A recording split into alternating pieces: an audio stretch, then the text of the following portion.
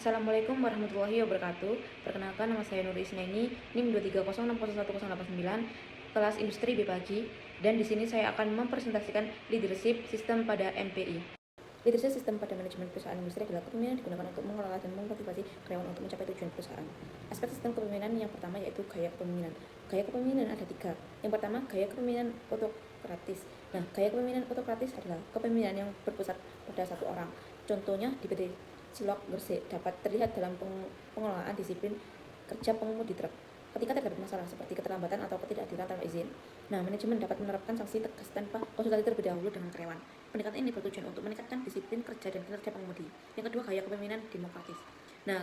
Kepemimpinan demokratis yang melibatkan partisipasi karyawan, contohnya melalui rapat rutinan antara manajemen dan staf operasional untuk membahas strategi peningkatan layanan logistik. Pemimpin mendorong diskusi terbuka, menghargai masukan dari karyawan, dan bersama-sama menetapkan tujuan kerja. Pendekatan ini dapat meningkatkan rasa memiliki dan komitmen karyawan terhadap perusahaan. Gaya yang terakhir yaitu gaya kepemimpinan laissez-faire, kepemimpinan yang memberikan kebebasan kepada karyawan. Contohnya diterapkan pada tim yang sangat berpengalaman seperti supervisor logistik yang dipercayai mengelola jadwal pengiriman tanpa intervensi langsung dari manajemen.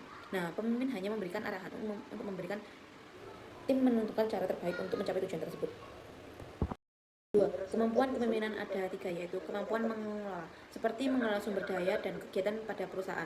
Contohnya, seseorang supervisor operasional di PT Silok berhasil menyusun jadwal pengiriman semen dan bahan baku logistik secara efisien. Kemampuan mengkomunikasi visi dan misi perusahaan. Contohnya, manajer lapangan PT Silok mengadakan briefing harian dengan tim pengemudi dan staf gudang untuk menyampaikan update rute, cuaca, dan kendala operasional.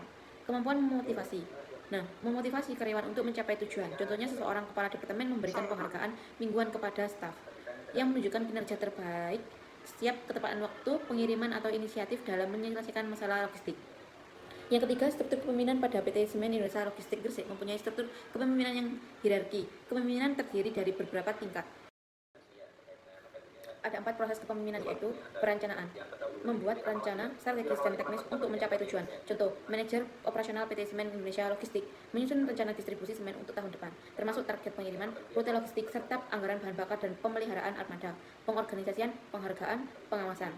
Yang kedua yaitu pengorganisasian, mengorganisasi sumber daya perusahaan untuk mencapai tujuan. Contoh, manajer mengatur tim distribusi menjadi beberapa kelompok kerja berdasarkan wilayah, menunjuk supervisor untuk tiap wilayah, dan mengalokasikan armada truk sesuai kebutuhan wilayah tersebut.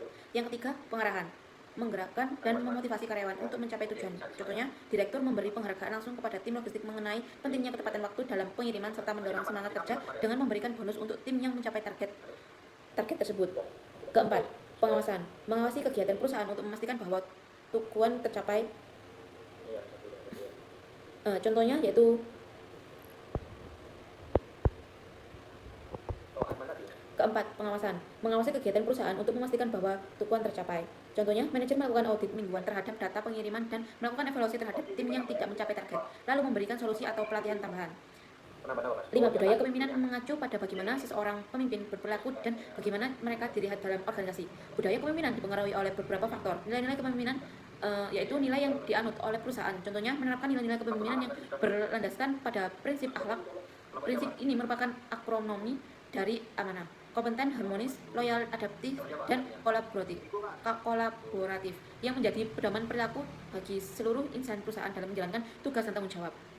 Etika kepemimpinan. Ini contohnya adalah pelaksanaan sosialisasi anti suap menyuap dan gratifikasi kepada karyawan operasional. Contohnya di wilayah ada 3 manajemen berbasis, yaitu tujuan, proses, kinerja. Gambar ini menjelaskan bahwa sumber daya manusia dalam manajemen industri memiliki beberapa aspek utama, yaitu kemampuan dan keterampilan. Kemampuan teknis dan non-teknis yang dimiliki oleh karyawan. 2. Memotivasi dan kepuasan kerja. Ini semangat kerja dan perasaan puas terhadap pekerjaan yang dilakukan. Kepemimpinan dan tim kerja. Kemampuan memimpin serta bekerja sama secara efektif dalam tim. Sikap dan perilaku. Etika kerja, tanggung jawab, dan interaksi sosial di tempat kerja. Kemampuan belajar dan berkembang. Ini seperti keinginan serta kapasitas untuk terus meningkat pengetahuan dan keterampilan. 5. Aspek nilai saling berkaitan dan sangat penting untuk menjunjung produktivitas dan efisiensi organisasi. Karyawan yang proaktif, selalu memiliki inisiatif dan tidak menunggu perintah, aktif mencari solusi dan peluang peningkatan. 2. Karyawan yang berorientasi pada pelanggan, seperti fokus pada kepuasan pelanggan dan mampu memahami serta memenuhi kebutuhan mereka.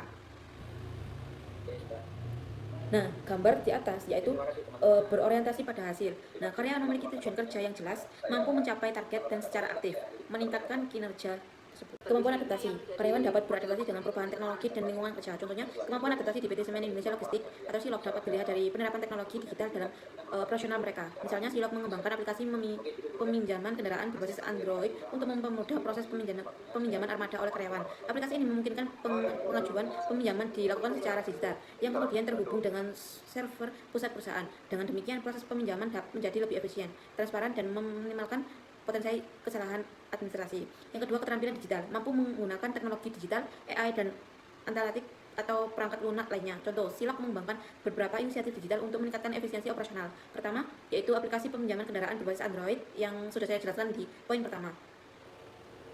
Nah, yang kedua, sistem manajemen transportasi digital memungkinkan pengiriman yang lebih efisien dan transparan dengan informasi real time.